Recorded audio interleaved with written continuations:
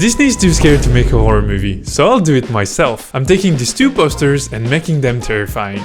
Starting with WALL-E. What if WALL-E didn't make cubes out of trash? Let's take an image of the junkyard from the movie and remove this WALL-E. We'll bring him back later. A lot of the poster is still blank, so let's paint in the sky and duplicate one of these trash mountain things. I'll refine the shape and blend it in with highlights. Now all I have to do is steal the ground from this image and color match it to the rest. And before anyone comments, yes, I could have used AI to do this, but I take pride into doing everything with my own hands. Or mouse and keyboard, I guess. Anyways, it's time to bring WALL-E back and add a shadow on the ground. That really changes everything.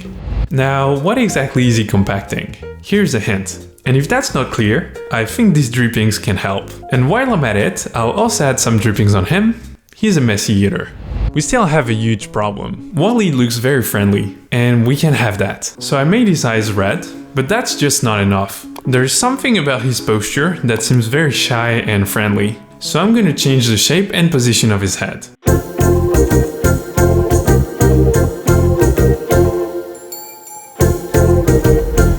Now he really has that Decepticon vibe. The thing is, it's hard to tell him apart from the background. So let's add some blur, some haze, and a nice light ray. Oh, and one last thing, a lens flare would look really nice. Nice job, team. Finally, we can add the title, and there it is.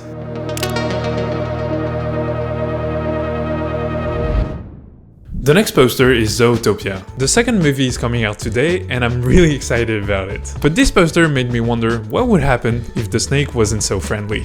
First I'll cut out Nick, but half of him is missing, so I'm gonna rebuild all of it.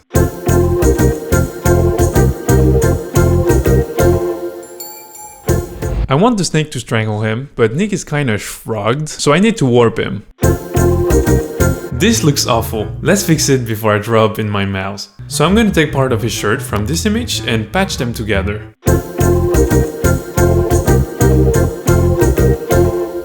While I'm at it, I'm also stealing an arm and color matching it. He still doesn't have a tie, so let's add it in. And I'm also fixing the tail, adding the neck and putting the head back on. Now we need to get the snake and to warp it around Nick's neck. But let's not forget the contact shadows. The snake has to come from somewhere, so I rebuilt it from the original poster and puppet warped it.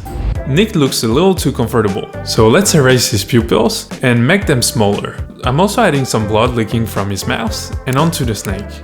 I guess when you're choking, your eyes are usually bloodshot, so I added that too. When animated characters are out of oxygen, they often become blue or purple, so I'm painting some purplish tones on Nick's forehead. But a horror poster without a villain isn't a horror poster. So I added the snake and I liquefied his face so that he looks mean.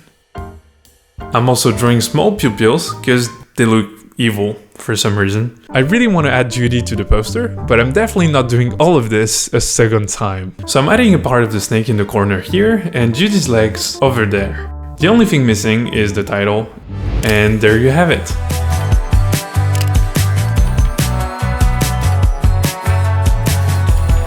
That's like a 10 out of 5. If you enjoyed this video, I'm pretty sure you're gonna love seeing me turning cars into an absolute train wreck in that one.